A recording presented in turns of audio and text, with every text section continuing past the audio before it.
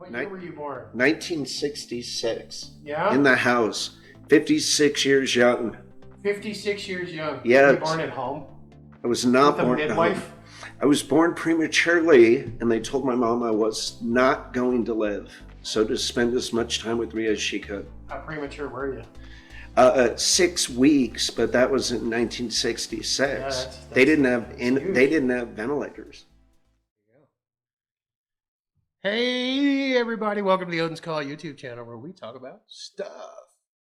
How you doing, Dr. Wilkes? I'm good. I like stuff.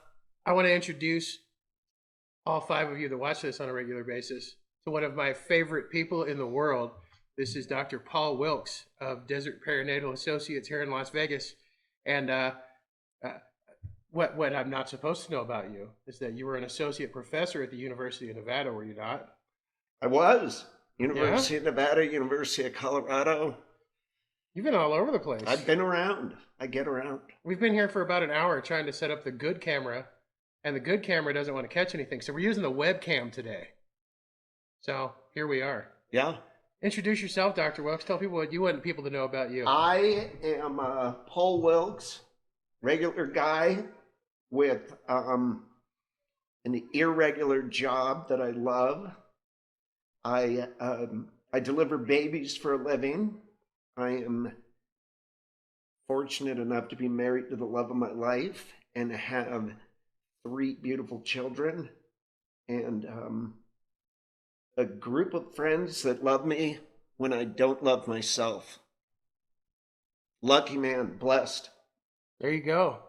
Well, and I'm going to add to that. Dr. Wilkes delivered both of my boys, who minus his expertise and his rogue fighter pilot gangster thought process when it comes to what the right thing to do is. Had it not been for Dr. Wilkes, neither of my very premature boys would have made it into this world. So that formed this friendship and this bond over the years. And we want to talk a little bit about that today because it's a special. Both of them have very, very special stories that we're altering. I think even Dr. Wilkes, who's pretty much seen it all. But yep. So you deal primarily with high risk pregnancies generally, yes? Yes. Yes. So thus the perinatal associates. Yeah, I subspecialize in high risk. Yeah. I made the choice early on in my career that I wanted to learn and be challenged every day. And, every birth is a miracle and every birth presents its own set of challenges. But then there's this subset of pregnancies that present additional challenges. And I found out very early in my career that I was drawn to that. Yeah. Yep. Well, and my wife is a good example of, maybe the perfect example of a challenging situation. Yeah, thick chart on her. Thick chart. 2 volumes. So if any of you have actually watched a lot of my videos, you may have heard a little bit about it, a little of this, but in the case of my my now 15-year-old son, we had some challenges, major challenges. The doctor that my wife was seeing at the time diagnosed her with preeclampsia, which that's what it looked like to everybody who saw it. I mean, even Dr. Wilkes said, yes, these are all of you're preeclamptic. And when my son, and we know that he was going to have to be born early because we don't want my wife's kidneys to shut down. We don't want her to die. So we kind of had to make a decision far earlier than we probably would have wanted to deliver my now 15-year-old. He's perfectly healthy, by the way. Yes. And he's awesome. He is awesome. He's an amazing kid. Both your boys, I really mean this. Both your boys are a testament to the way that you and Darla parent, which, best that I can tell, is with unconditional love and encouraging them to be themselves. Yep.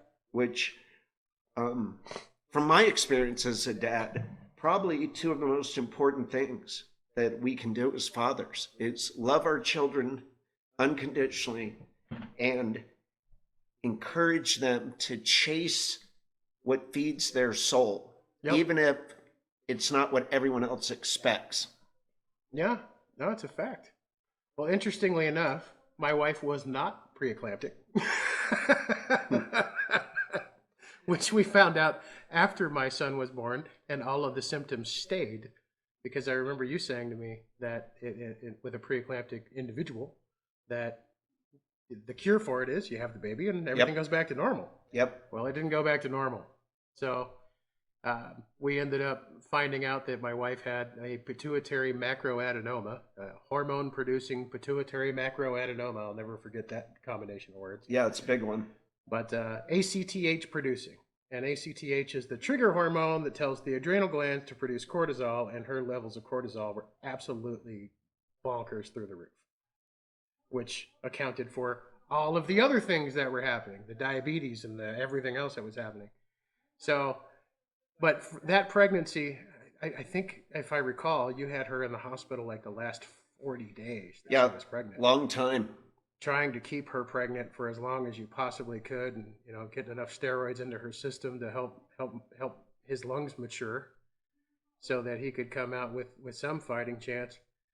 I'll tell you, man, one of the things that I remember, and it was huge, was you told me ahead of time, to kind of, as we were going into the theater to have to do the C-section, you warned me, that it's early, so I don't want you to be surprised if he comes out, kind of slack arm, not doing much anything. Right. I don't want you to be surprised if he's not breathing particularly well, and I don't want you to be overly surprised if he's not breathing. But we got a good team here, and this is gonna go well. And I know from experience with a lot of doctors and a lot of the stuff that Darla has gone through over the years, that doctors don't say things like "this is going to go well." You just seem to know. But and of course he came out, fist balled up. Yeah, ready to fight. Screaming bloody murder. Ready to fight. And he wouldn't have made it had it not been for the care that you provided that no one else wanted to provide. Thank you. Thank you. That means a lot. So and in fact, my son shares a middle name with Dr. Wilkes' first name. Yep. Amazing. So you got a Paul. Amazing. You got a Paul. So what do you remember from Johnny that sticks out to you in your mind? I think that we are trained in our medical training to, you got to hit the patient with the worst case scenario. You have got to go in and tell them, this is all the bad stuff that's going to happen. Right. So that if it happens and someone wants to come back and sue me, I can write my note, well, I told them all this bad stuff was going to happen. And I've never really practiced that way.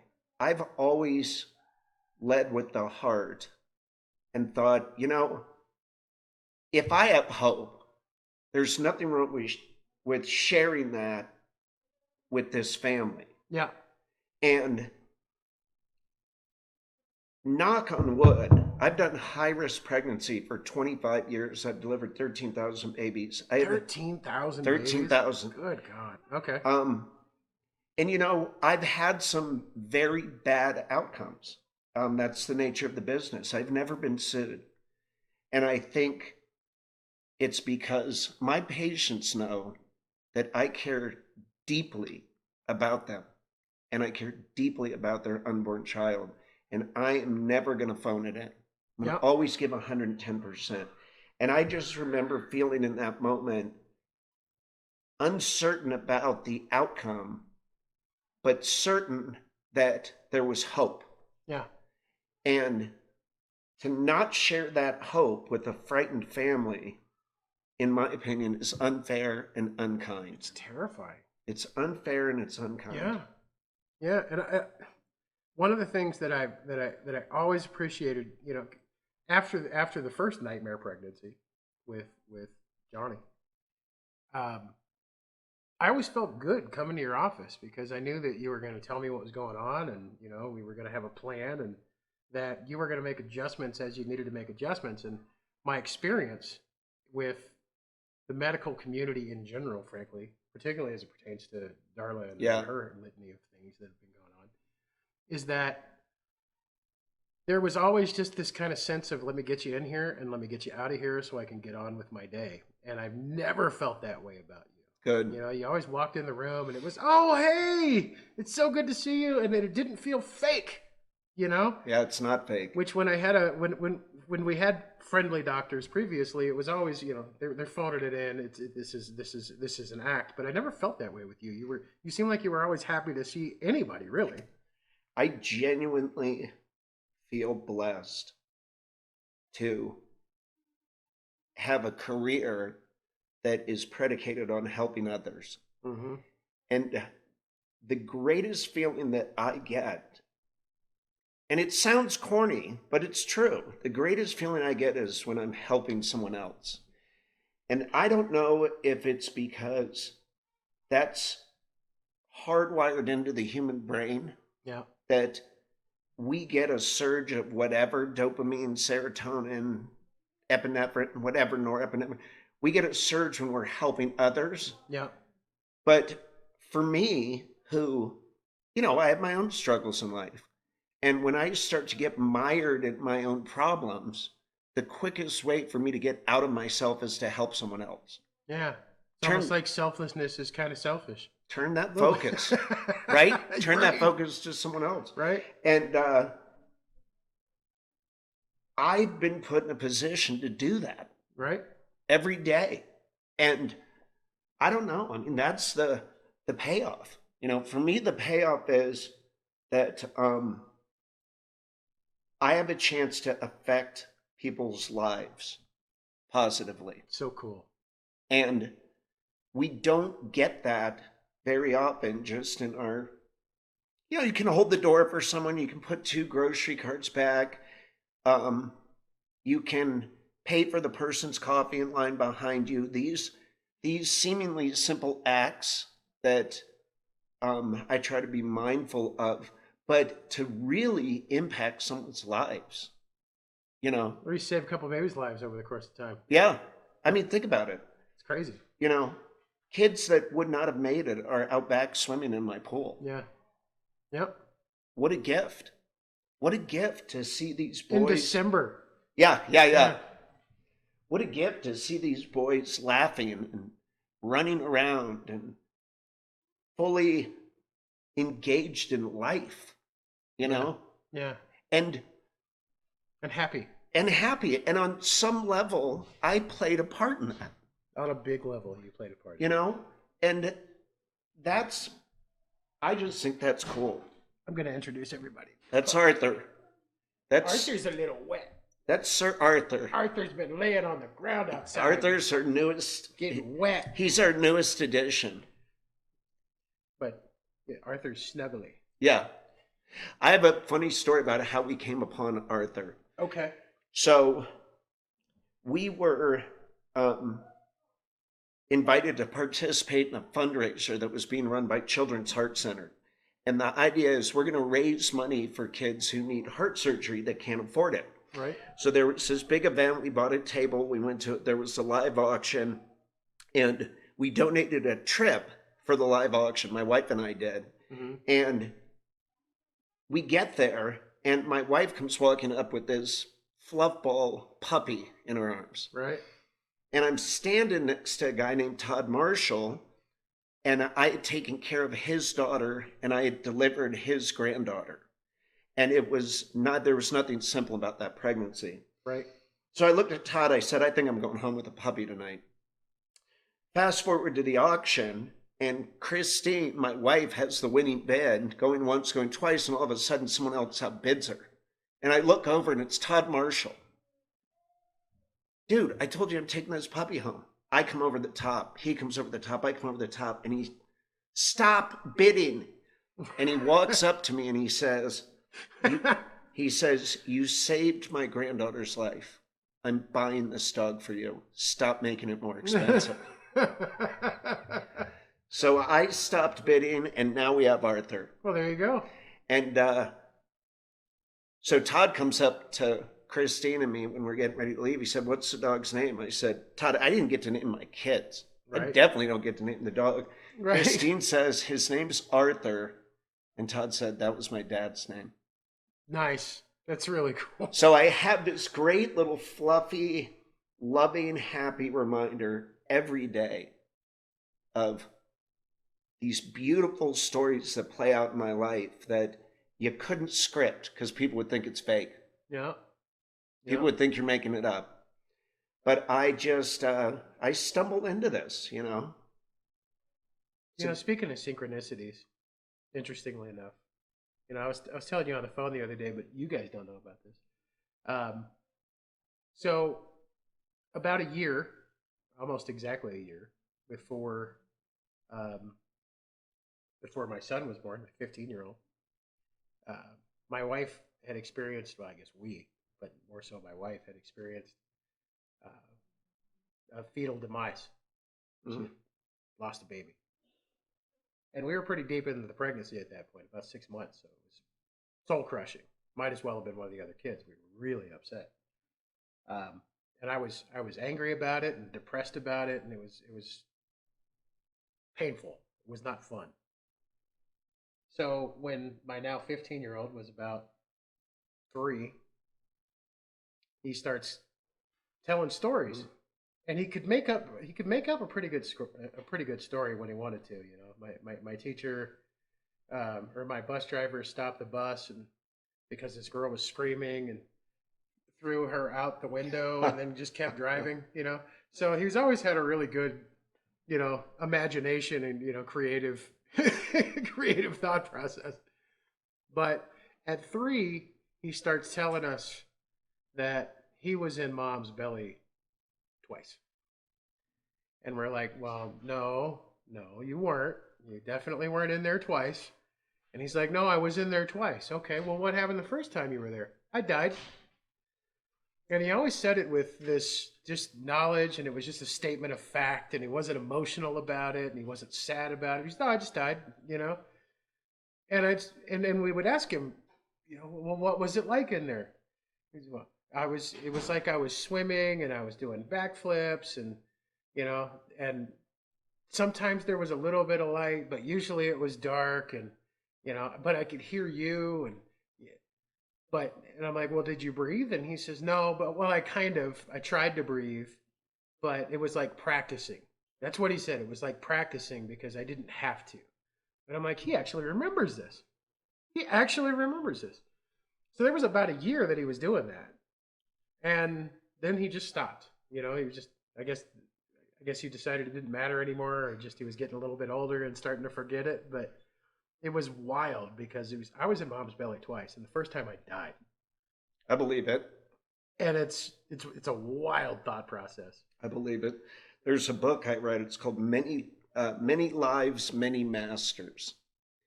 And it's a fascinating book. I won't bore you with all the details, but essentially what it says, and there's proof throughout the book, is that we live in this spiritual realm. Yeah. And when the time is right, we drop into physical form. And we spend as much time in physical form as we need to learn the lessons we need to learn in that life. And then we leave that physical form and go back up to the spiritual realm to rest and recover. And if you're struggling with addiction or depression or anger or whatever, if you don't resolve it in that physical form, when you go back up into the spiritual realm, the next time you drop down in, guess what? You're going to be dealing with it again. And it gave me a complete sense of peace surrounding death. And even more so, motivated me to face issues that I might have been avoiding, because those are issues that I don't want to deal with the next time around. Yeah. But it's a fascinating book, and I recommend it to anyone who has the patience to read it. I am not a reader by nature, and I finished it in 2 days. Wow. What's it called? Many Lives, Many Masters. And who's the author?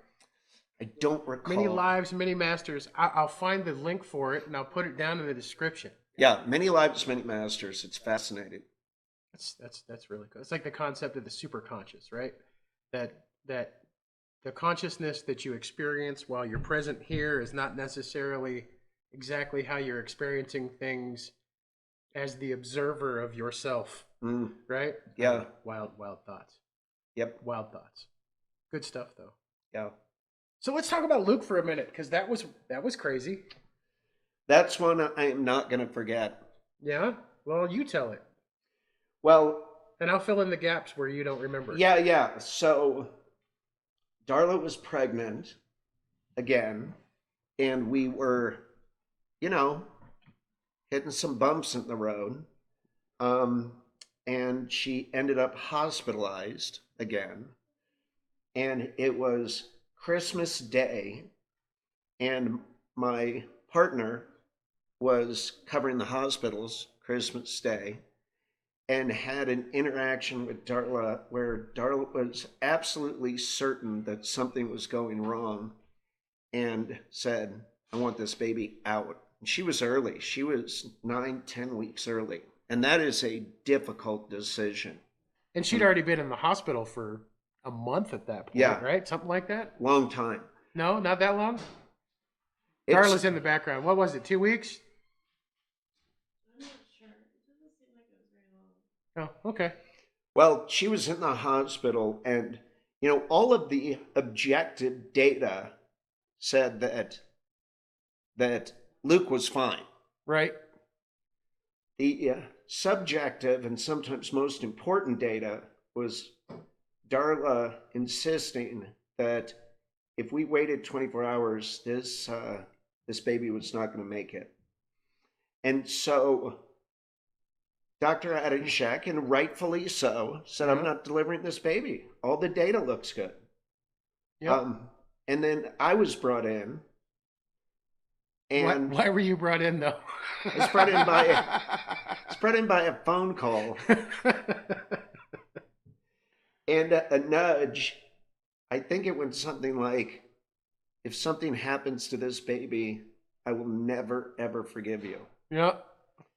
And forever is a really long time, but forever with a pissed off woman is an infinitely long time. An impossibly long time. And my gut just told me that she's probably right, because she was not backing off. No matter what objective data I could put in front of her to let her know everything was fine, she was, and I'm paraphrasing, you can take your data and shove it up your ass, because I'm a mom and I know. She might have actually said that. I'm a mom and I know.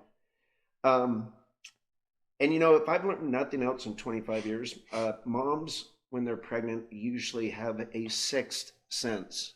And I would do well to trust that. But this was a big one. Are you going to deliver a severely premature baby based on maternal intuition? And the answer eventually was yes. You came to that pretty quickly, too. I remember, because when I called you and I said, look, what if she said she'll never forgive me? And you went,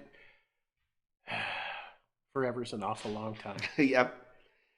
And, well, you know what? Let me wrap up what I'm doing here. I guess you're having a baby today. Yeah. And I think you got to the hospital hour and a half later. Yeah, I mean, the umbilical cord should be about the size of your thumb. Right? And his umbilical cord was about the size of a pencil. Yeah. And had a knot or two in it. Double knot. Double knot. True knots, too. And a knot in an umbilical cord is like stepping or kinking a scuba diver's oxygen line. Yeah. And true knots are extremely rare, and 2 of them are like almost unheard of. Yeah. And so And it was wrapped around his neck twice. Yeah. So we took her to surgery, and we delivered Luke, and I would have to say that Darla was absolutely right. In another 12 to 24 hours, I don't think that baby would have been alive. Well, I'll tell you exactly what you said, word for word, because it's burned into my memory forever. Um, so I was kind of at the head end of of the the table, and there was the big sheet, so that I wasn't watching all of the gore that was happening. And you do this cool thing. You did it twice. You know, hey, I'm going to do a quick pressure test as they're completely wide open. Hey, you're going to feel a little bit here. Now I'm going to start the incision as you're breaking the sack and pulling the baby out, right? So, which is cool, by the way. It puts people at ease. Yeah. Oh, we're done now? Yeah. Awesome. But so I'm up there kind of holding her hand, and she's still pretty feisty at the time, and now she's high in addition to that. But, You're welcome. Yeah. So you said, come look at your son, right? And I looked over the sheet, and there he is with that umbilical cord wrapped around his neck twice. And I'm telling you, umbilical cord like that, tiny, Fragile. And you said to me, as you were kind of unwrapping that cord from his neck, I would have delivered a dead baby tomorrow. Yeah. And then he say something to you about don't ever doubt me Oh, again or something. and never question your wife's intuition ever again. And I'm going to hire her to come in and give me her intuition on all of my other That's patients. right. That's right. She's my Come over here for a second. She's no, my go around the other way. Watch the cords, yeah, go that way. Really cute. Nah. So I just want to introduce everybody. No, you guys haven't met him yet, but this is Christmas baby. Yeah, That was due on Valentine's Day. yeah. It's you know Hello. these are all stories and anecdotes Right? until they're not. Yep. Until he walks into the frame Yeah. and you realize we're talking about a human life. And he would not be here. We are talking about a human life. And then you extrapolate that and you think, how many lives has he affected positively Lots. because of the sons that you all have raised through the parenting that to which you're committed, you know? And I'm always very aware of the fact that when I'm taking care of a pregnant woman, this baby I'm delivering is going to make a difference in the world. Yeah. Okay? Yep. Maybe the baby that I'm delivering is going to be the person who solves world hunger or cures cancer or writes a symphony or that's just not a baby. Right. That's potential. Right. And for me to not give 110% is selfish and irresponsible. You work harder than anybody I've ever done. Well, thank you. You know, we've actually tried to do this twice before, and each Yeah. time there was just stuff that he couldn't avoid. So Babies come when they come. babies show up when we they got feel one like in it. labor now. Yeah, you might be getting a phone call any second now. It could happen. You'll have to go in your tie-dye pants and Yeah. My and deliver a baby. landscaping t-shirt and my baseball cap. Being a doctor doesn't make enough money. You're a landscaper on the side. That's right. Run my landscaping side hustle. It's funny.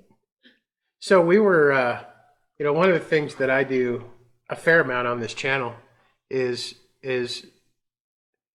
to talk about, in general, how men interact a little differently than women do. Okay. And interestingly enough, as much as you're in touch with the mom psyche, right? I've noticed that you do have some very kind of standard, stereotypical, not toxic masculine traits, right? Okay. Key amongst them is the concept of leadership, right? Yeah. And what I've noticed about how you approach all of your interactions, because I'm always a student of what people are doing and what motivates them and what's going on. And when I went into your office, there was always this sense of everybody going, how do I assist Dr. Wilkes? Because he's busy and he's cool and he's happy and he's friendly and he's helpful. But I've also seen you walk in and go, absolutely not, don't do that, right? But with exactly the right tone, exactly the right inflection.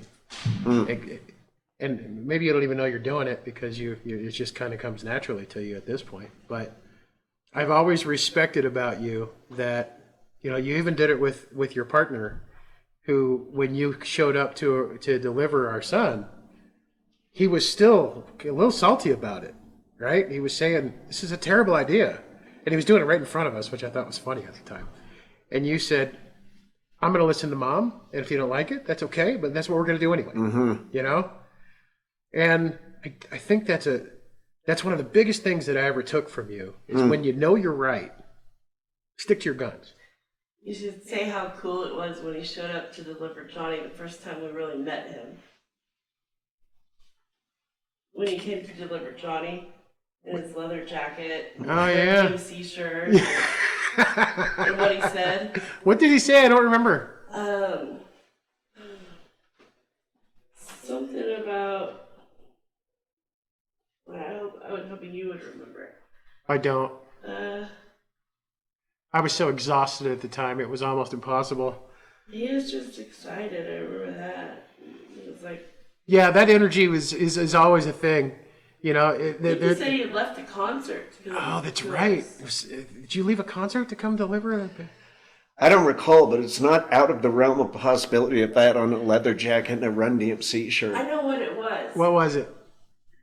They asked me if I had ate, and I just ate 2 double cheeseburgers and a large fry from Burger King.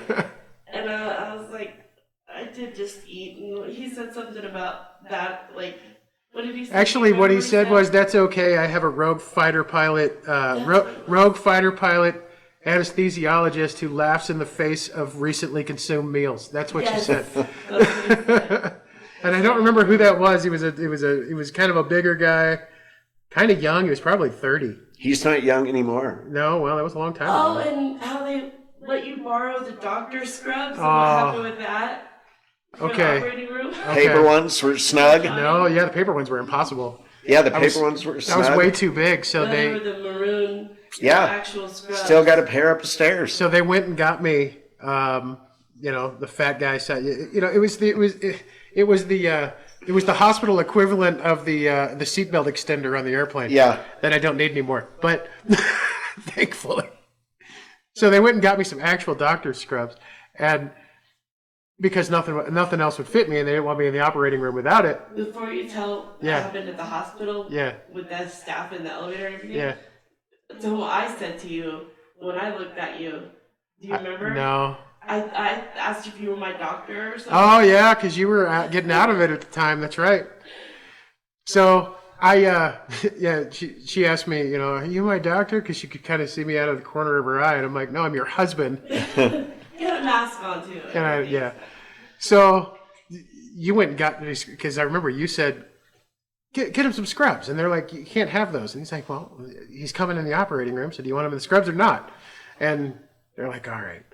Well, after the baby was born, they immediately whisked him away because he had some issues, obviously, that they needed to manage and pay attention to. Because he was premature also. Because he was very premature. And so they told me, hey, just take off and, it's going to be a couple of hours, so do what you got to do. She's not going to be awake for a little while. Well, she had been in the hospital long enough at that point that I'd figured out the hospital. I was riding the service elevators, and I knew how to get around in there without following all the rules, the general rules. And I remember I was exhausted. I'd been awake for 36 hours or something, and so I went down after the baby was born to the cafeteria, and I got some food. And as I was walking through the line, I was like, how much do I owe you? And she's like, oh, it's fine. And I go, Did what? she call you doctor? No, or something? but no, that's apparently what she thought. She's like, no, you're fine. And I'm like, I don't have to pay for the food. She's like, no. He wasn't even thinking about what he was wearing. And I go, all right. So I ate the food. That was weird. And I started thinking, she's probably starting to come around now. So I go to the service elevator, the employee elevator at the hospital, and I'm riding up the elevator. And we stopped at the floor just before the maternity ward, I guess. And the security guard is tripping. The door opens and he jumps onto the elevator with me, and he goes, "What practice do you work for?" And I go, "What?" I didn't know this. He's like, what are you doing? And I go, I'm going to see my wife and hopefully my son.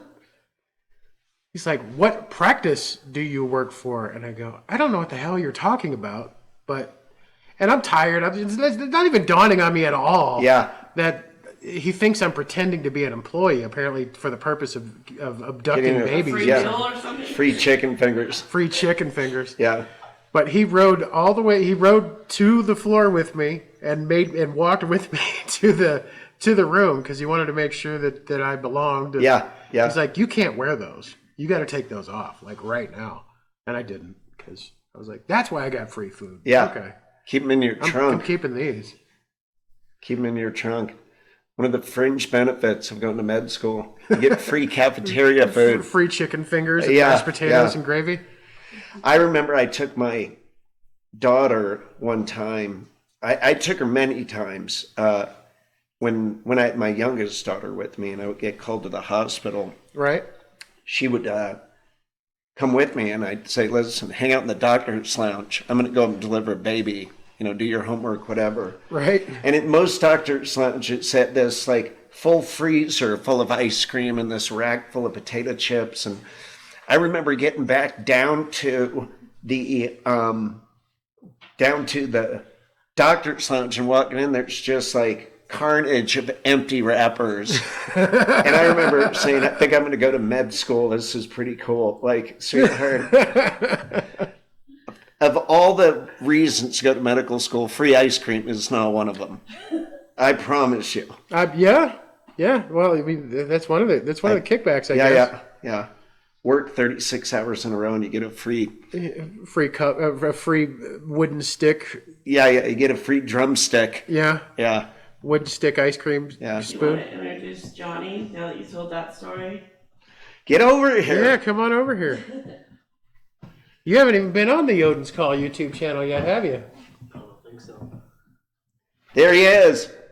There he is, gangster as can be. This kid's got talent, got a voice, got a soul of an angel. Just so kind. All your kids, Yeah. they have this kindness about them. They're good people. Look at him. He's so cute. Just want to snuggle him. Good boys. Yeah. And you wouldn't be here if it wasn't for that guy. Well, maybe. No, there was no one else. There was no one else. There was no one else. And I can say that 1,000 times because she had seen at that point so many doctors. I mean, it was, well, let's have you talk to this person. Oh, let's have you talk to this person. And there was always just kind of dismissive demeanor amongst people of, this isn't really worth my time. And, it was, and I think I want to remind you how we actually became kind of tight. We had a conversation. I think we're talking about the letter. The letter? Yeah. I don't know what you're talking about, but we'll come back to that. So after he was delivered, after Johnny was delivered, one of the other doctors, we won't say his name, she was saying, I'm still in pain. Something's wrong. I'm hurting. And she was in agony. And he had made a comment of something to the effect of, you could do this without the drama. Yep. Right? I think I didn't know who that was. I know who it was, and I understand, I'm sure he deals with people that are drug seeking and, that kind of thing. But he was a little dismissive and. That's not what I was going for at all either. No, Yeah. I know you weren't. Most people aren't. I know you weren't. But, and I understand that at the same time he was saying, hey, just explain it to me and let's try to explain it before you melt down. I respect that too. But it hurt her feelings, and now knowing where all of her hormonal levels were and what she was actually dealing with at the time, it was, wow, that must have been truly painful for her to have somebody just kind of dismiss that. That's why I wrote the letter. Yeah. Now you remember. Yeah, okay. Yeah, because we both wrote one. And then you called me, and I was so surprised that I actually got that phone call. Because because I mean, I've had those kind of interactions before where it just kind of it goes into the void and then you never hear from anybody. Yeah, he asked us to come in and Yeah. talk about it. You said that's not how we want to interact with people at all. And when you found out why all of those things were actually happening the way that they were happening, you were like, see, this is why you have to demonstrate compassion all the time, because you never know what somebody's dealing with. Yeah. And then one of the doctors that I was having problems with had already moved to another practice out of state, so Oh, okay. he doesn't work there anymore. But I so appreciated the fact that when you realized, hey, there's somebody who's dealing with pain, and they're dealing with pain because of somebody who works in my practice, I want to talk to them and find out how we get better. Yeah. That was cool. I think still hearing you say someone treated her that way and it made her sad makes me sad. Well, but you handled it well. I think that every single person is important. I really believe that. I really believe that every person is important and deserves dignity and compassion and respect. And I have truly taken care of patients who are homeless, and I've taken care of patients who are billionaires with a B. And I think if you went and you asked the patient the care and the compassion and the interaction that I have with patients on both ends and everyone in between is equivalent. Yep. Because at the root of it, we're all just human and we're doing the best we can. And sometimes the best you can when you're hungry or in pain or tired or anxious is different than the best you can after 8 hours of sleep with a full belly and nothing on your plate. Yep. But I give people the benefit of the doubt. I believe that no one wakes up in the morning and says, it is my goal today to aggravate Paul Wilkes. Right. Really. Right. And so when I run into a situation where someone is just getting on my last nerve, I take a step back and I think, what are they going through that they're behaving or this way or treating me this way?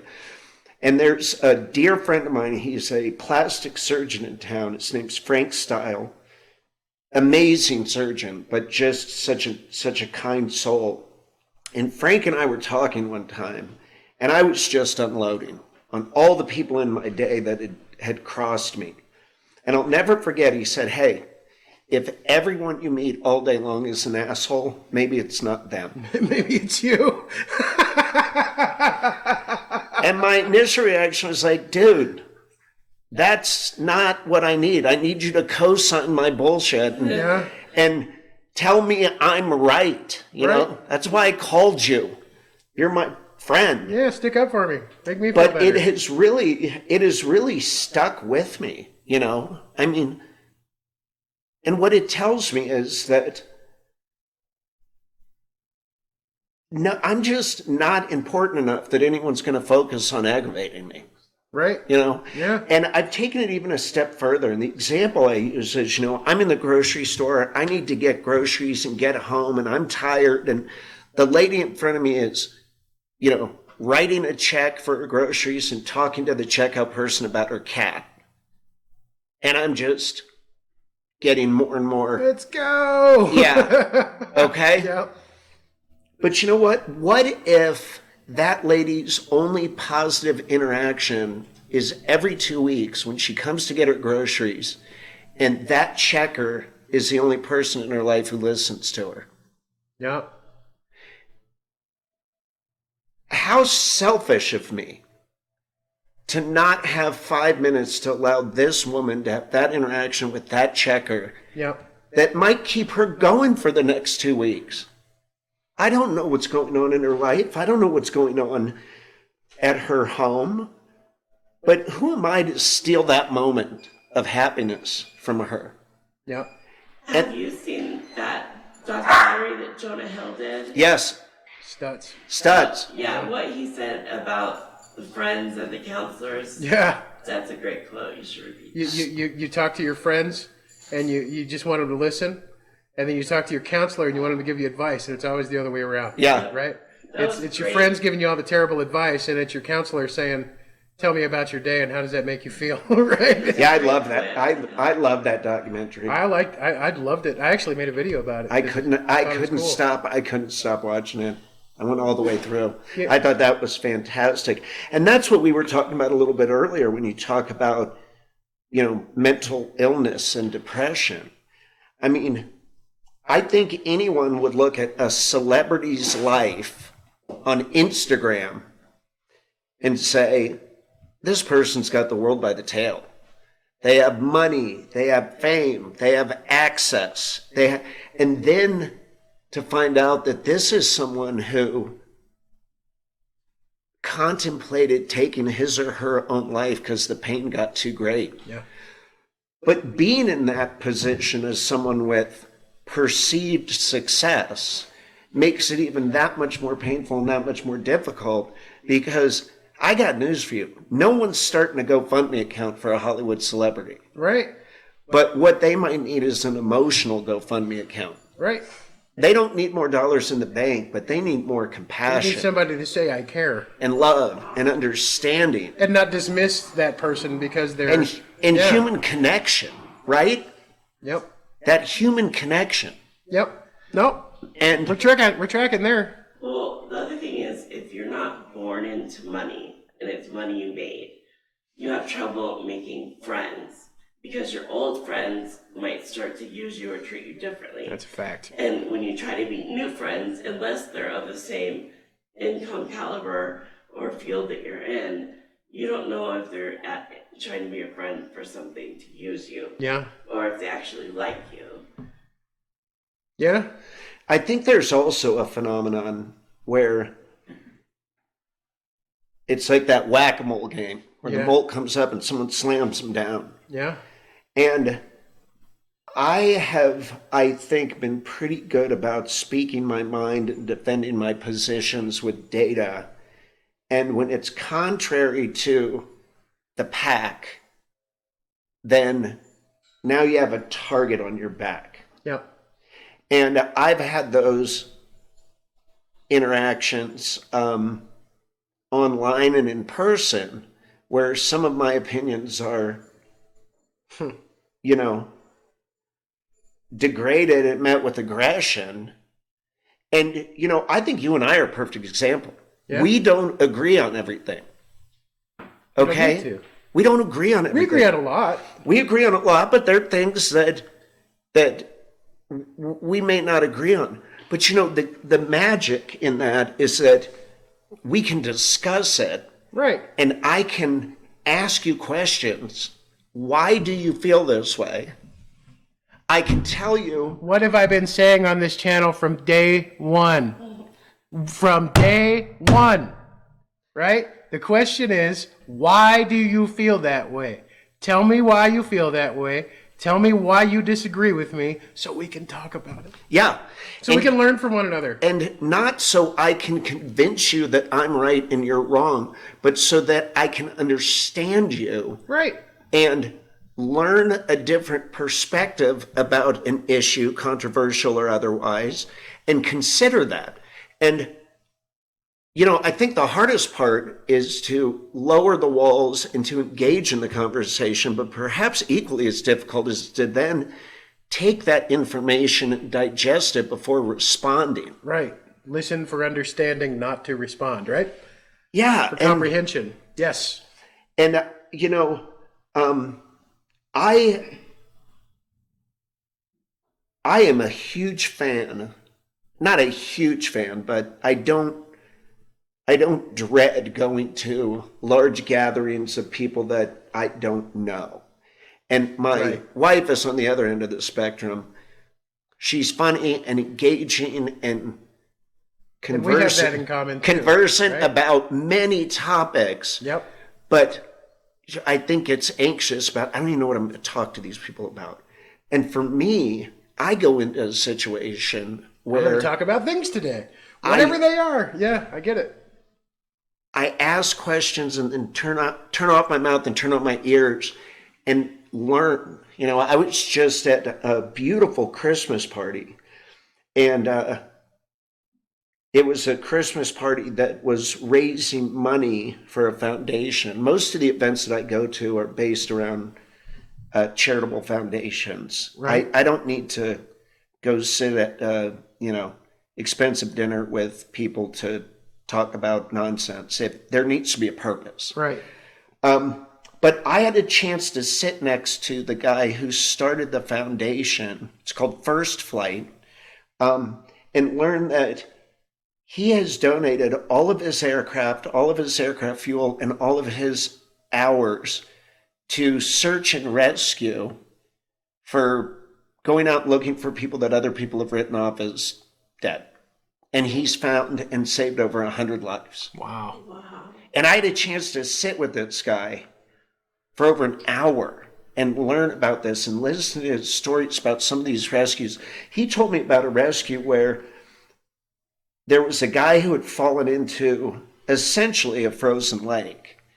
And when they found him, you could knock on his skin, and it sounded like that, okay?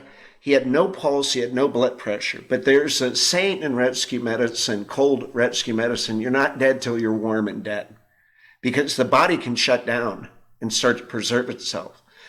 And he was flying his helicopter over, and he saw this thing that just caught his eye. And he landed and walked over, and it was a guy huddled up, frozen.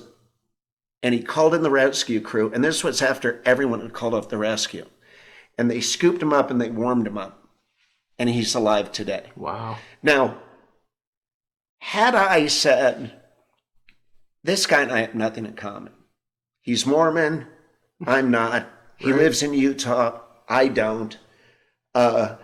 He's an engineer, I'm not. Kind of. We found common ground, which was love of flight. I'm an airplane dork. I Saving lives. love airplanes.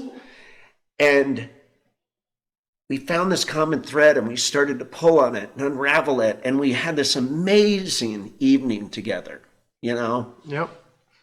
And I think that's the power of being open and willing to learn from another human being. And rescue lives too. I do. Occasionally. I will go in and rescue a life. Yes. Exactly. His. Yeah. I'm thinking about what you said about masculine traits and leadership. And it means a lot to me that you view me that way. I do. So thank you. That means a lot to me. And I think the most important thing, although again, it's cliche, I think when it comes to leadership, it's leading by example and never expecting more of others than you expect from yourself. Yep. And one of the things that cannot be said about me, there are a lot of things that people can say about me, but I have yet to meet the person that can outwork me and that has the tolerance for the pain that it takes to put one foot in front of the other when everything in your brain and your body says you're done. How many times have I called you at 3 o'clock, 4 o'clock in the morning? I'm sorry, but I don't know what to do right now. Mm-hmm. And you've always answered the phone, and you've always sounded pretty awake, even though I know you weren't. Yeah. But it's that lead by example. And when I run into, some people may call them problems, I call them opportunities to improve the culture around me with regards to my medical practice. Yep.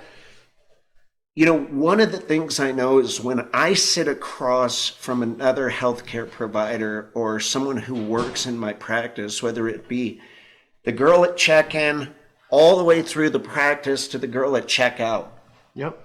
all the way to the guy who comes in on the weekends and does laundry and folds the towels, I had never sat across from a person and worried that they were going to be able to say, well, you don't do that, or you don't work that hard, or you're not willing to get here early and stay late. Yeah. Yep. You know? And I think that's something that I learned from my dad, which was my dad had a commitment to excellence in everything he did. And he was a complex man, a very complex man. And I went years without talking to him for different reasons. But I never saw my dad ask of me more than he was going to ask of himself. Right. And I think that was imprinted on me from an early age, that if you are going to require excellence of those people in your life, you're going to have to bring it. Yep. And, you know, everyone's got an excuse for why they only have to give 80%. And I saw a shirt that they were selling online that said, nobody cares, work harder. Yep. And I was like, I want to get that in every color. Yep. And I feel that way. You know, if you are not passionate about what you're doing, find something else to do. Right. And I'm at a point in my career where I'm looking at the potential for retirement less than a year out. Wow.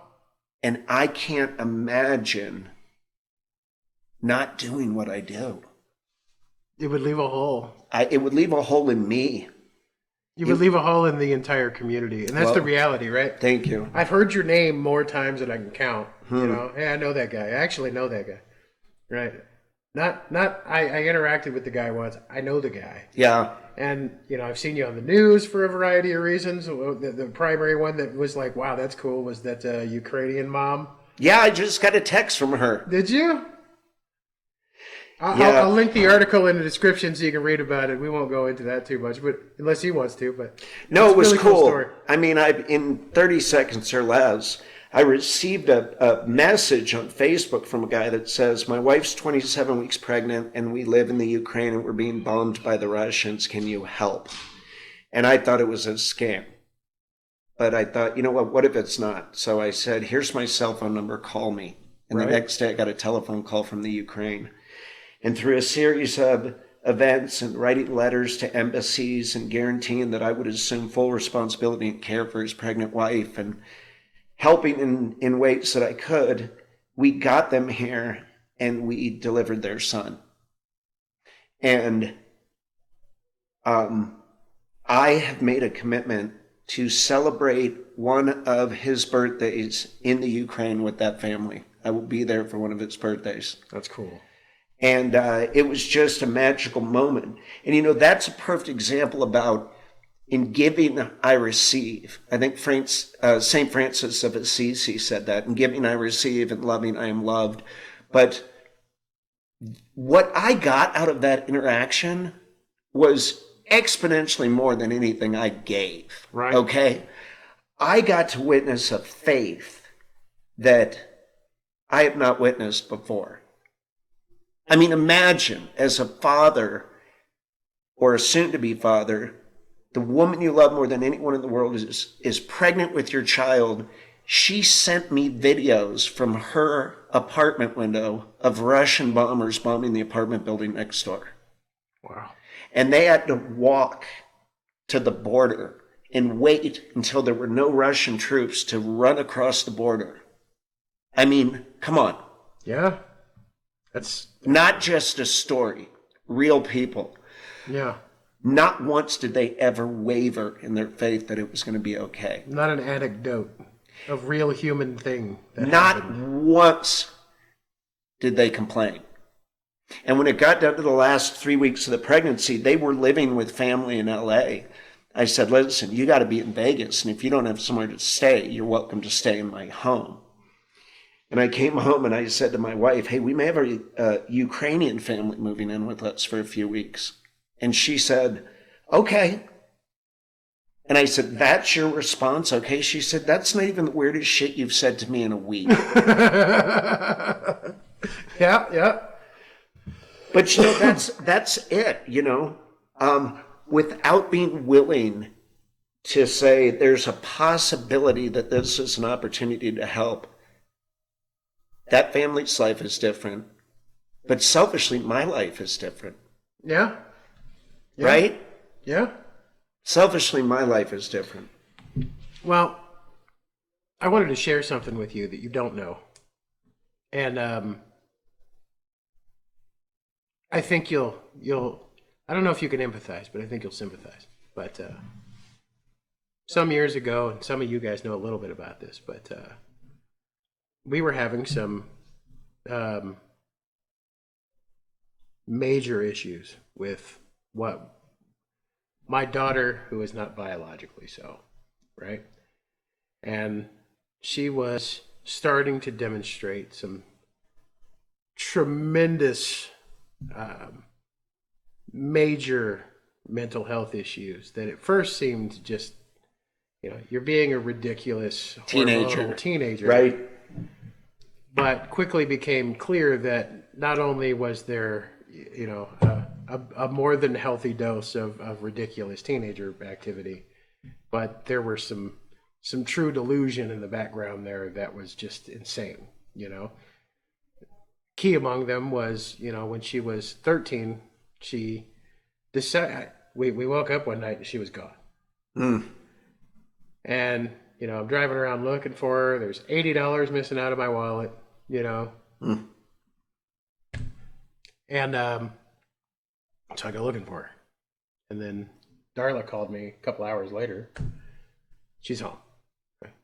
Found out the $80 wasn't going to get her very far, But her plan apparently was to go move in with the boyfriend that she met on the internet in the field behind his house. And then until she was 18, he was going to bring her meals, right? So for the next 5 years, she was going to sleep outside while he brought meals out until they were old enough to start a farm together somewhere.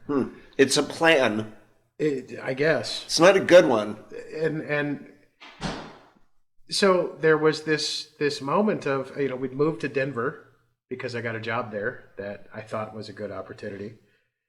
But that's when all of this started, big time. And that didn't work out. And then there was a CPS incident that went down that was ridiculous. Absolutely ridiculous. Because Luke ran outside and somebody picked him up, and said, where's your parents? And they called the police and CPS got involved and then they got a whiff of what was going on with the other kid. And, you're not watching your kids. You're not taking care of your kids. You got one who's, clearly not all there. And you got the 2-year-old who's running around in the cold of Denver winter. And it became this whole circle of chaos, the ninth circle of hell, because it was just people coming at us from all sides, coupled with trying to manage these mental health issues that my daughter was exhibiting at the time. And it ended up with us being people that understand our rights and invoking them. As CPS got a little harder on things, we said, we're not going to participate in your conversation anymore. If you want to get a court order, we'll come in and have whatever conversation you want. But from now on, I'm not doing this with you anymore. Good for you. Which ended up with Darla and the kids here in Vegas while I was in Denver, continuing to try to keep this job that I thought was so important. And eventually, all of the chaos of the CPS investigation went away because they finally brought a mediator in who looked at it and said, oh, so these parents do exactly what they're supposed to do when they're supposed to do it, and you just won't leave them alone.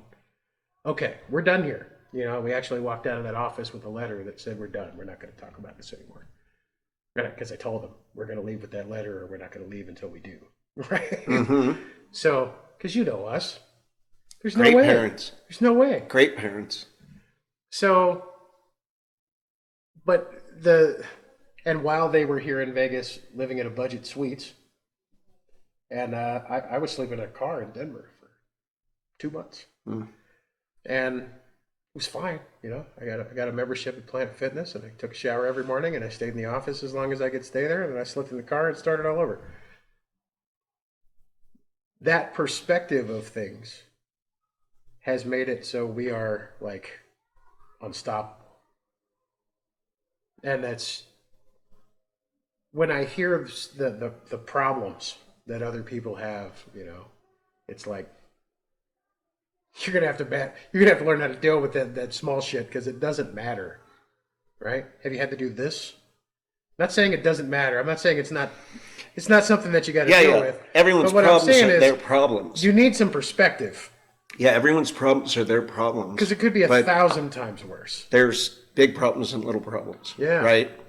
So there was just, and then, you know, I think Darla was telling you about earlier, I don't want to get too much into blowing up the YouTube algorithm with certain words that it doesn't like, but, you know, my kid was occasionally making attempts at doing things that were self-harming. Yeah. Yep.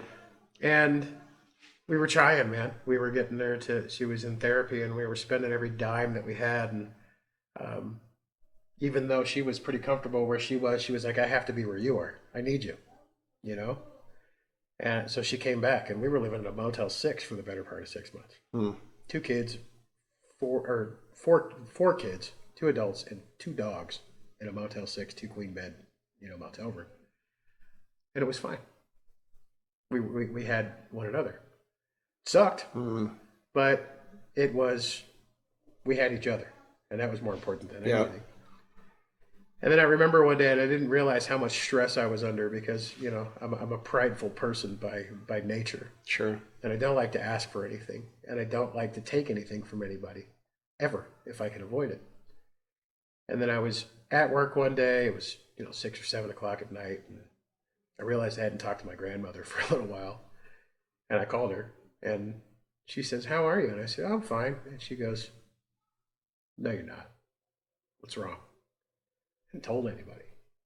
You know? Told anybody what was going on. Number one, I was embarrassed. Number two, you know, it was painful to even talk about it.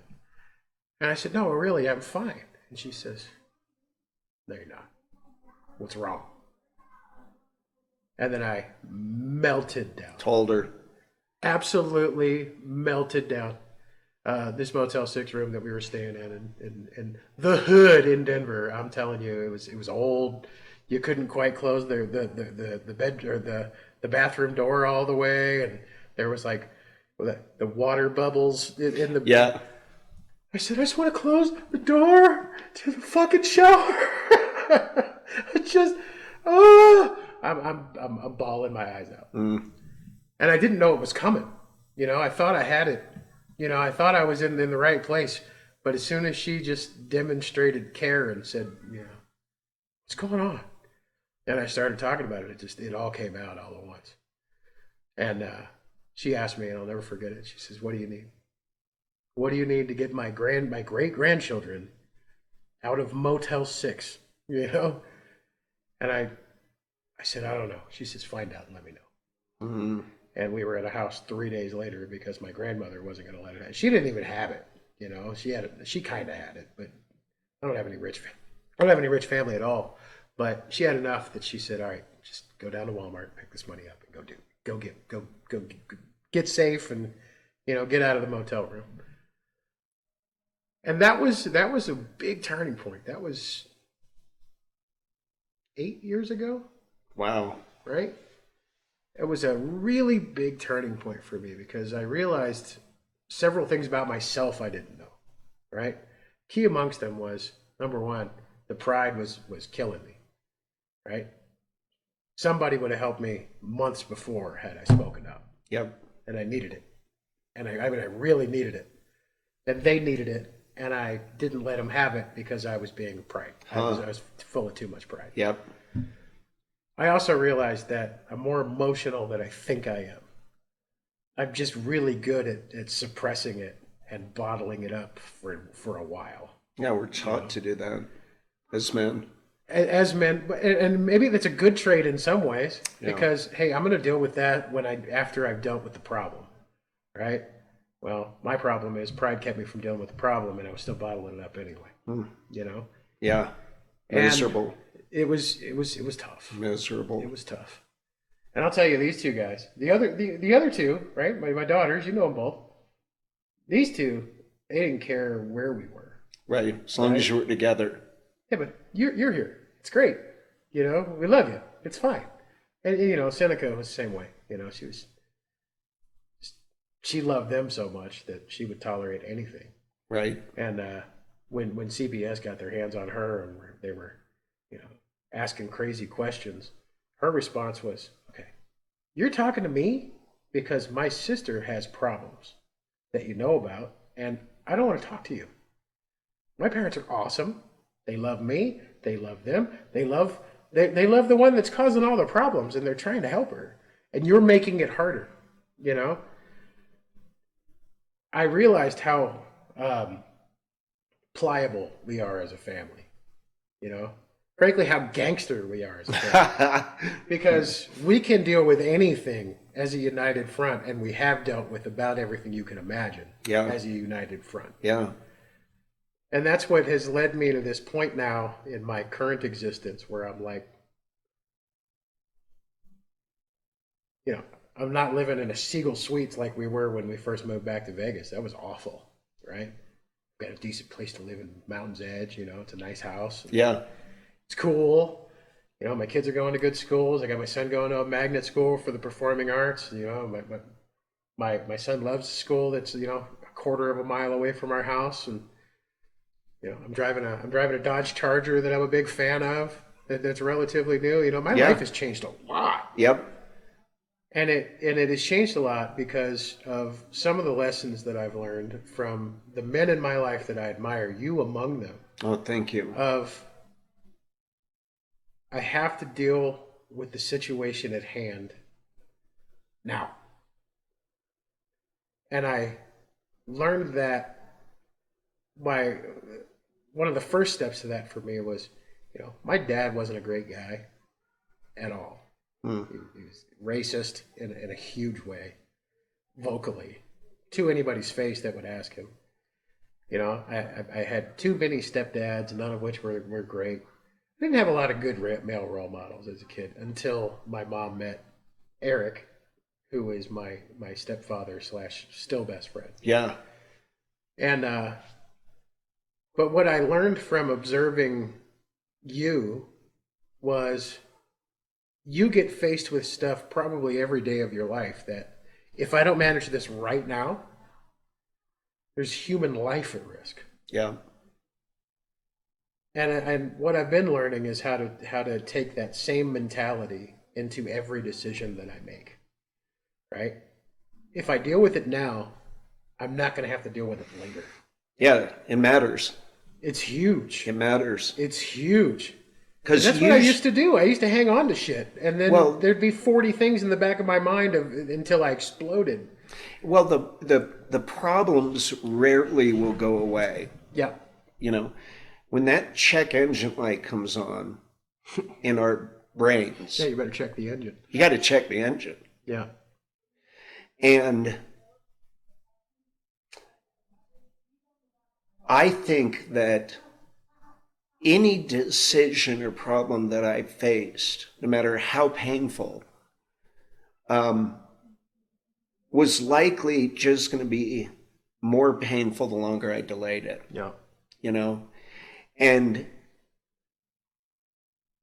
I really believe that, you know, I saw something the other day where it was a guy talking about facing adversity. And he said, whatever God puts in my life, whatever challenge God puts in my life, I'm going to face it chin up, chest out. Yep. Chin up, chest out. Yep. And he said, that doesn't mean I'm always going to be that way. You may see me with my chin on my chest, slumped over looking at my feet, but I promise you, I'm coming back.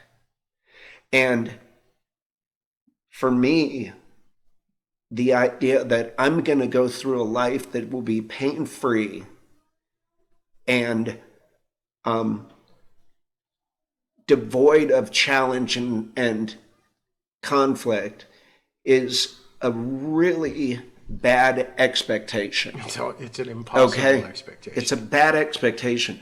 I believe in this day and age, and I don't want to be the, grandpa like when I was a kid, but I really believe that kids these days expect life to be pain-free. And when they hit that first uphill, they fragment. Yeah. Okay? Yep. The way that I've turned that around is that when I enter the storm, I know I'm going to make it through. Yeah. What keeps me going is that I know I'm going to be a different man on the other side of the storm than I was when I entered it. Yeah. And the only way that I'm going to become that different man, and I didn't say better, just said different. The storms will change us as men. Yeah. The only way that I'm going to be changed as a man is to face the storm. Yep. Chin up, chest out. Yep. Nobody is coming to rescue me. Okay? That's my job. Yep. As a father and as a husband and as a friend, is to look for opportunities to help others, but not wait around for someone to come to my rescue. The thing you said about being prideful and it delaying resolution of what was an incredibly difficult time in your life is so telling of how we are hardwired as men. Yeah. Okay? Yep. Boys don't cry. Rub some dirt on it. Get back into the fight. All of that's important. And I think that we need to be a source of strength for our families.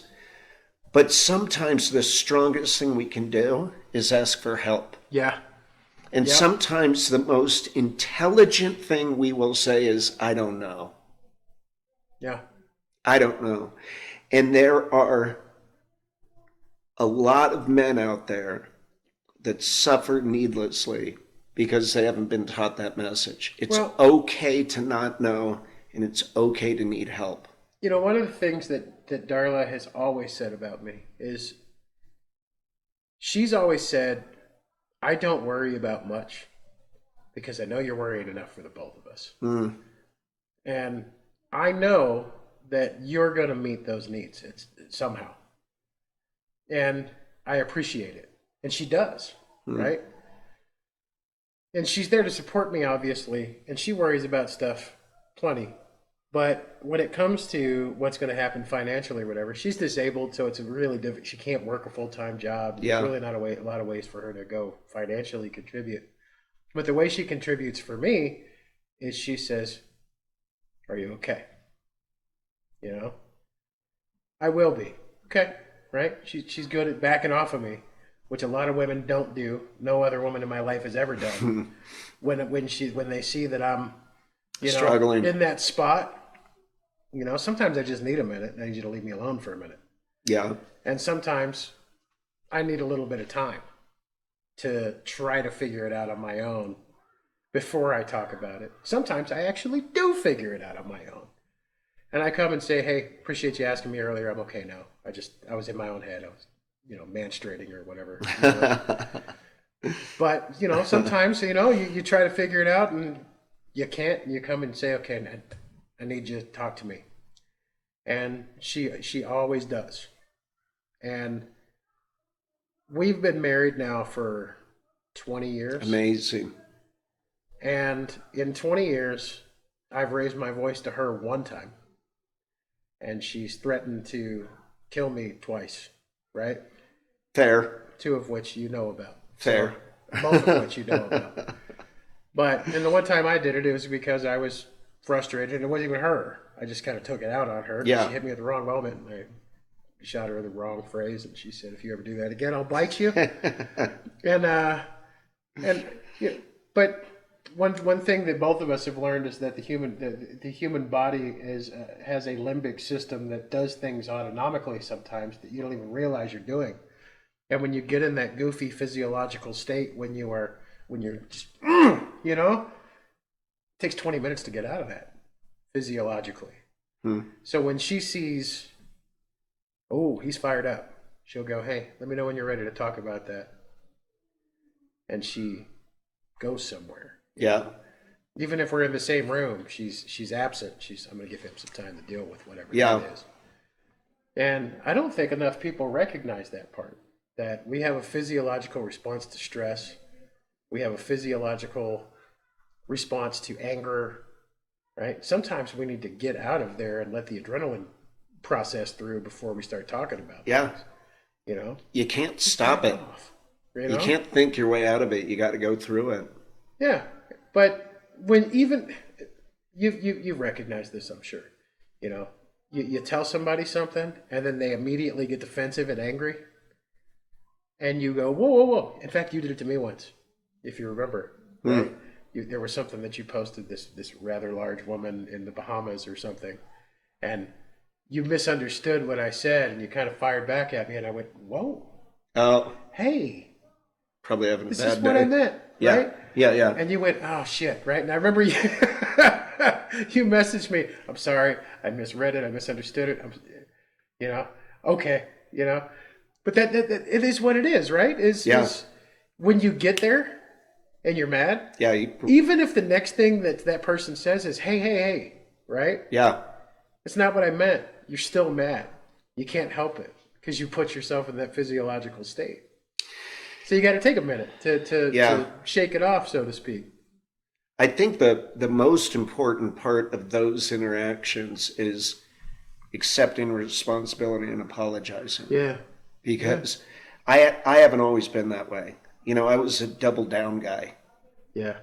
You said something to me, and I, fired back.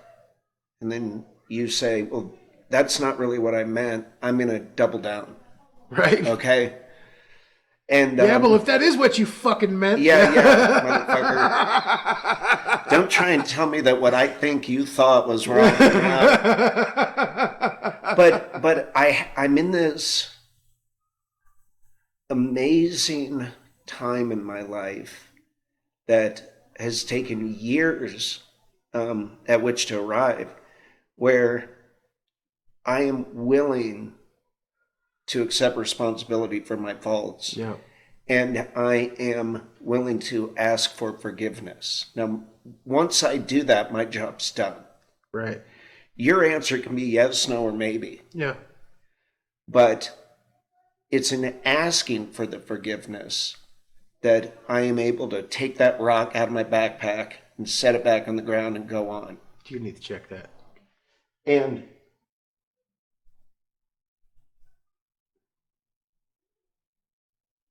sorry, guys. Had to make sure it wasn't a hospital. I'll get to it.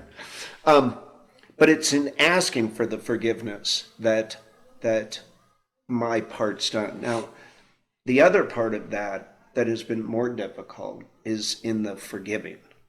And, in the last year, I found out some things that were, and out of respect for the other people involved, I won't go into it. But I can tell you, it is the most jarring, earth-shattering thing, I think, as a father I've ever dealt with. And I went to some very dark places mentally about how I was going to make this right. And I had the resources to do so and stay uninvolved. Right. Okay? Yeah. Dark place. Yep. And I said, all right, we have a plan. Let's table that and think about it. And a mentor of mine said, why don't you try praying for the guy?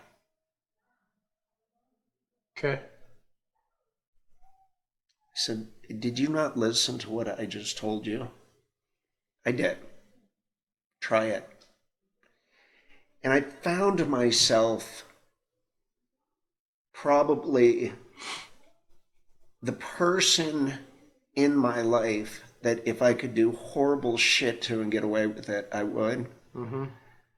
I found myself praying for him to find healing so that what he did, he doesn't do again. And Yeah. that was a monumental shift in that it was contrary to my nature. My nature is to keep a mental list, and you don't get off of it until I have fucked you back. Yeah. Well, maybe I'm a few steps behind you on that one. You know, I understand your meaning. especially when it comes to my family. Yeah. If you've hurt someone in my family, Yeah. you are in the crosshairs. Yeah. Okay? I'm still kind of there. You are in the crosshairs. I'm still kind of there. And Maybe you need to help me with that a little bit because You're not getting off the list until I hurt you worse than you hurt me. yeah. And I still work on that. Well, here's my thing, right? If you hurt me, okay, fine. I'll make sure it doesn't happen again. I forgive you. Leave me alone, right? If it's one of my family members, Right. in particular one of my kids, Next level. it's almost impossible. Next level. You've got a poltergeist attached to you Yep. for a while. And that's a character trait that I have to battle because I realize some of the things that I want to do obviously are illegal. Yeah. They are not healthy for me by any stretch of the imagination. But when I tell you that I had problem child, bipolar, manic depressive kid, that obviously leads to some pretty reckless, stupid behaviors that bring a lot of chaos into your life. And that chaos continued flowing into our lives for years afterwards because I'm going to do what I want and you can't tell me what to do and you're not my real dad and all that kind of nonsense. And it brought some people around that Weren't good. problematic. And I remember specifically this was quite a while ago, but she'd, I think, just turned 18 and just moved in with whatever. And she was strung out. She had decided to start trying some new things, I guess, because she was struggling with things and didn't want any help at the time. Mm-hmm. She showed up at my door very under the influence of something, not alcohol. And I took one look at her and I went, "You're going to have to go." And I see that car parked out front. And I have other kids in the house. So you need to go. And you need to go let those people in the car know what happens if they try to come into my house. Be bad I night. can't believe you brought these people here. Irresponsible, unacceptable, and you got to go. Mm-hmm. She's like, "Well, I'm not going to do anything." And I said, "You drove those people to my house. They now know where I live. Not smart, and you need to go tell them what happens if they try to break into this house." And she's, okay. And she told me later, they actually came to rob the house because she was so strung out that she didn't know any better. And she thought, and didn't it even occur to you, your two little brothers live here, your little sister lives here, your disabled mom lives here. And forget the fact that I will kill all of them. Right. Yeah, rightfully so. But you were willing to put their lives at risk over whatever this thing is that you're dealing with. And she was, but here's the thing, right? I forgive her for that. But had they come in the house, I don't know. Had they tried it, I don't know. Yeah, different. And it's ending. a hard thing for me because if it's just me, I can forgive just about anything. But you hurt one of them, Yeah. and I'm a pit bull, and I got a grip, Yeah. I read something once about parenting, and it used to be at the back of Sports Illustrated. It was the last page, maybe it was Esquire, and they would take someone who was well known, and they would ask him a series of questions, and then very quick, rapid fire, and this was the coach of I believe the Buffalo Bills. His first name was Marv. I don't remember his last name. And I may have the team wrong, but it said, "Advice on parenting, ? And the answer was, take nothing personally and forgive everything." Yeah. And I have it sitting on my desk for now over 20 years with that highlighted. Yeah. It's been there long enough that the highlighter you don't see anymore. It just looks like it was never highlighted.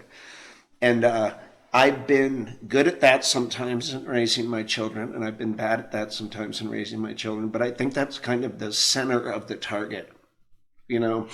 Well, I found a silver lining in all of that chaos. A big one, a big silver lining in all of that chaos. Number one, she's doing okay now. Good. She's getting it together. Good. She's in a program in Chicago that seems to be going well for her. And, we talk, and she's figuring out how to be an adult that can function in society in a meaningful way. Good. But probably the most powerful thing about all of that is, Seneca. I think one time, ever, I've had to say, you're grounded, right? Mm-hmm. I need you to take a break because you're out of hand right now. Caught her doing something.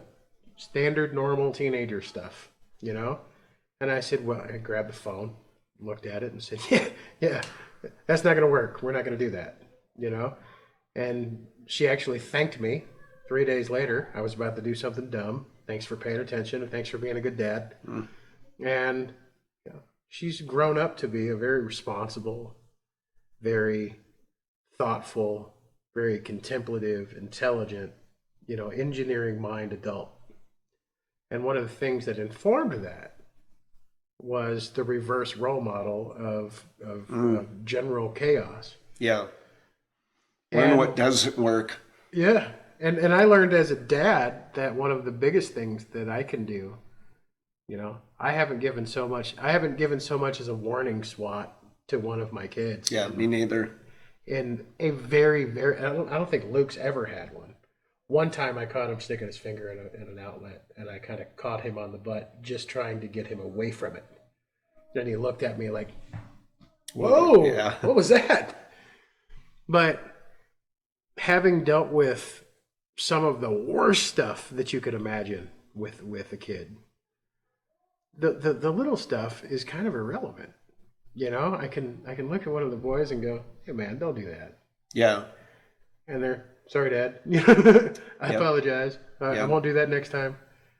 I can reason with them, and I've been able to reason with them since they were about 5, both of them. I can really reason with them. Did you think it was a good idea to do that? No. Seemed like fun. Are you going to do it again? No. Okay, then we're good. All right, yeah. And it's powerful. It's the example you said.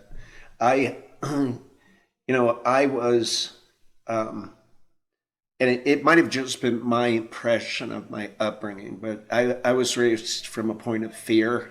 Yeah. And avoidance of consequences. Yep. And I've raised my children from a point of love and pursuit of goodness.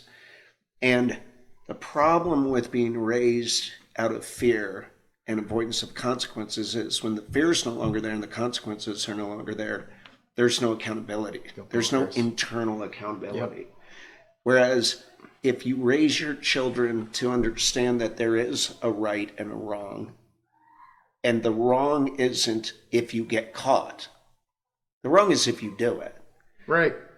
Then even in my absence, they will hopefully behave in a certain way.